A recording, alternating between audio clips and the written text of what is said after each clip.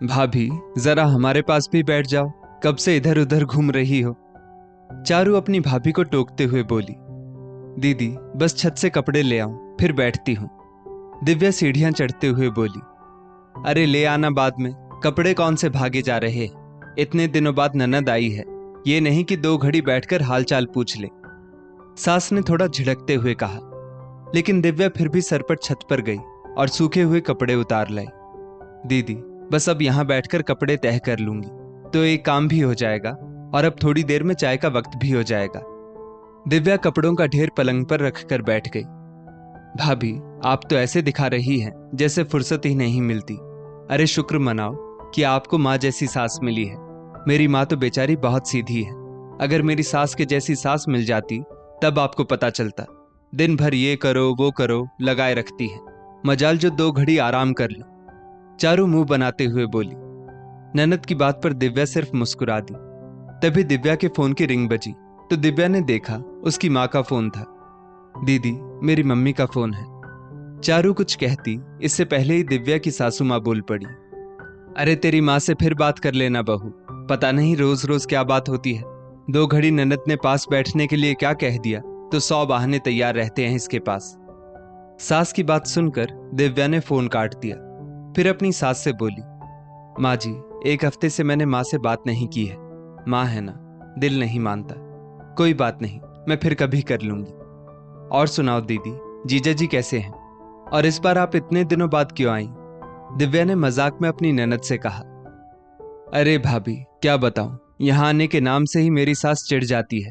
वो तो मैं ही जिद करके आ जाती हूँ। सच भाभी, इतनी खड़ूस सास तो भगवान किसी को ना दे। ननद की बात पर दिव्या सोचने लगी। मैं भी कहां पिछले 8 महीनों से अपने मायके गई हूं। यहां तक कि फोन पर भी यदि 10 मिनट से ज्यादा बात कर लूं तो सासू मां के तेवर बदल जाते हैं। चारू फिर बोली, भाभी शुक्र मनाओ कि मेरी सास की तरह मेरी माँ आप पर रोक टोक नहीं लगाती, नहीं तो आपको पता चलता सास कैसी होती है।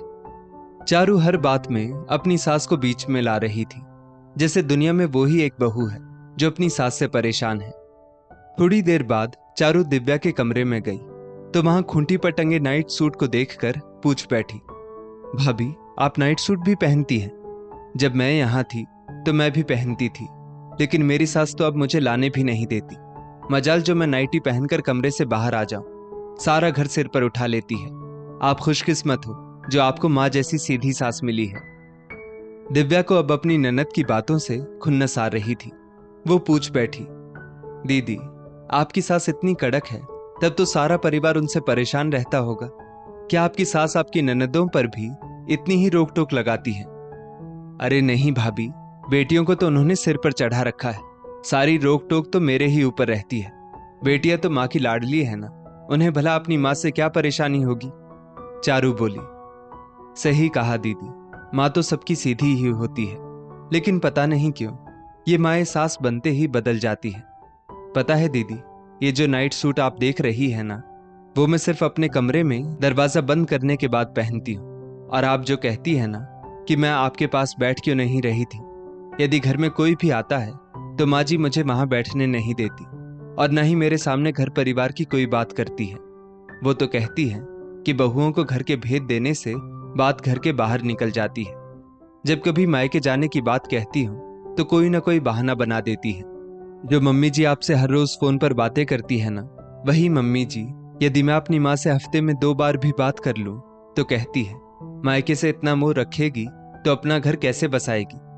सच बताऊं तो दीदी, आपकी माँ सचमुच बहुत सीधी है, लेकिन मेरी तो वो सास ही है ना। और इसमें कोई नई बात नहीं है, क्योंकि सास बनने के बाद बहू को नियमों में बांध कर रखना शायद वो अपनी जिम्मेदारी समझती है। ये बात शायद मेरी माँ पर भी लागू होती है। दिव्या मुस्कुराते हुए बोली। चारू निशब्द सी अपनी भाभी की बात सुन रही थी। उसे यकीन नहीं हो रहा था कि उसकी सीधी माँ सचमुच सास बनकर इतना बदल गई है, लेकिन उसे आभास जरूर हो रहा था कि भाभी ठीक ही कह रही है। जो सास उसके लिए कड़क मिजाज है, उसकी ननदों के लिए तो वो ममतामयी माँ ही है ना। सच में एक माँ जिस तरह अपने बच्चों की नादानी और कमजोरियों पर पर्दा डालती है, एक सास नहीं डाल सकती। आप सही बोल रही हैं भाभी, सच में माँ तो सबकी सीधी सादी ही होती है, लेकिन सास तो सास ही होती है। अब मैं ये कभी नहीं कहूंगी कि आप खुशकिस्मत हो। नहीं दीदी, खुशकिस्मत तो मैं हूं जो मुझे आप जैसी प्यारी ननद मिली है। और सच पूछो तो मुझे माँ जी से भी कोई शिकायत नहीं है, क्योंकि सास बहू का रिश्ता ही ऐसा खट्टा मीठा होता है। अपना घर परिवार किसी पराये घर से आई लड़की को सौंपना इतना आसान थोड़े ही होता है। दिव्या चारू को बाहों में भरते हुए बोली तो चारू भी हंस पड़ी। दोस्तों, इस कहानी का सार ये बिल्कुल नहीं कि सास ममतामयी नहीं होती, लेकिन सास पर अपनी बहू को कुशल गृहिणी बनाने की जिम्मेदारी होती है, जिस कारण वो कभी कभी सख्त जरूर हो जाती है। इस स्टोरी को लेकर आपकी क्या राय है, नीचे कमेंट करके जरूर बताइएगा। और ऐसी ही और भी बेहतरीन वीडियोस के लिए हमारा पेज जरूर फॉलो करें। धन्यवाद।